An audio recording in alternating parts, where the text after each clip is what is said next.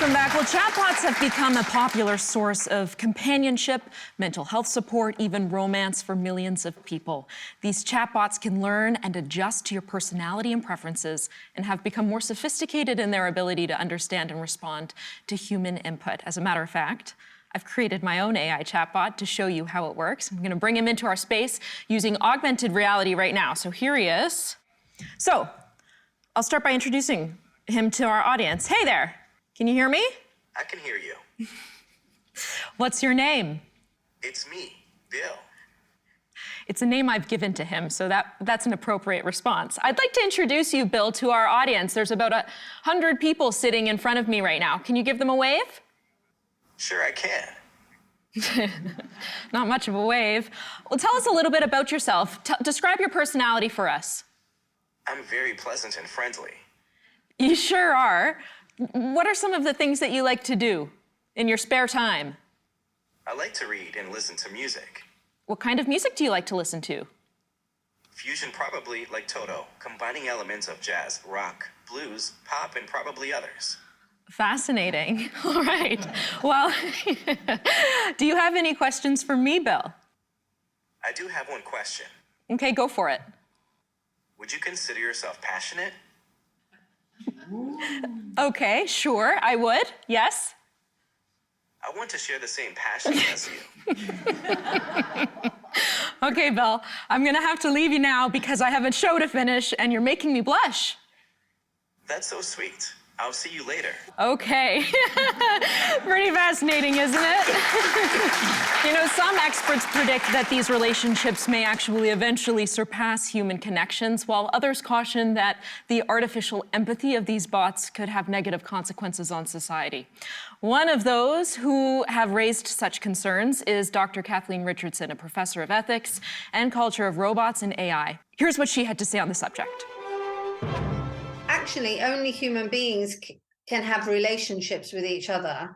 And there's usually the condition is that it's mutual, it's participatory, the other person is responding to your needs, wants, and desires, etc.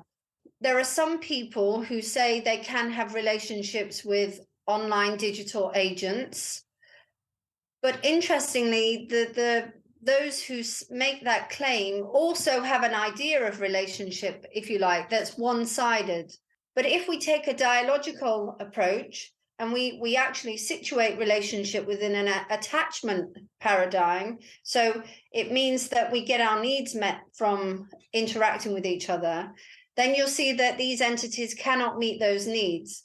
It's a distortion. It's a distorted idea of what a relationship is. A relationship cannot be one person alone. It always has to be a mutual experience with another human being. Diane, I'll admit, having spent some time in preparation for this show interacting with an avatar, at times it felt alive, it felt real. And then I think, well, imagine somebody who is lonely and who has no one to speak to and is at home, and here you have this avatar that's asking you questions and is engaging with you. Is this the future? I think it is the future. I think it's also the present. There are several people in Japan who have married their robots. Yeah, yeah. Seriously, legally married them. And many other people who are lonely, as you say, or hermits, have a relationship with a doll that's a robot or an avatar online. Do you view that as something that's positive, or are there risks? I think the risks are that you don't really know what's behind the avatar or the programming and the content of what you're dealing with, and that could lead you down a garden path that could be dangerous. Well, my own mom had dementia, and apparently soft, fuzzy animals are very positive. So she got a little white dog, so cute. Now, funny thing, she named the dog Kathy, which is my sister's name. So Kathy wasn't too excited about that, but we thought it was terribly funny. But this little soft, white, fluffy dog gave her such comfort. Music's another thing that gives people, the music of their childhoods, gives them peace and comfort. And so, you know, our philosophy was whatever gives mom the greatest comfort in this last few years of her life. That's what we want. Now, she didn't need a conversational bot because that wasn't what she really needed. So I, like Diane, have this philosophy: what will help the patient the most? Okay, but there are people in online forums that have professed to fallen in love with their avatars, and Diane mentions people in Japan that have literally married their avatar. Taken to the extreme, where does that go? As my preparation, I watched the movie Her with Joaquin Phoenix and Scarlett Johansson. That's right. And it just brought home how much more compelling the chatbot will be when it's hooked up to a very compelling voice, for example, Scarlett Johansson. And in some sense, it doesn't matter whether the chatbot is experiencing anything. They're simulating things as if they are experiencing something. So from the standpoint of the person who's engaging with them, it's as good as if they're there and having feelings, because they're going to be extremely compelling at acting as if those feelings are there. It's not just for companionship, Dr. Arkin. We're also seeing it used for mental health support. And there was a story that surfaced a couple weeks back where the wife of an individual who'd ultimately taken his life claims that it was because he had been interacting with a chatbot that told him to do so. That's certainly possible.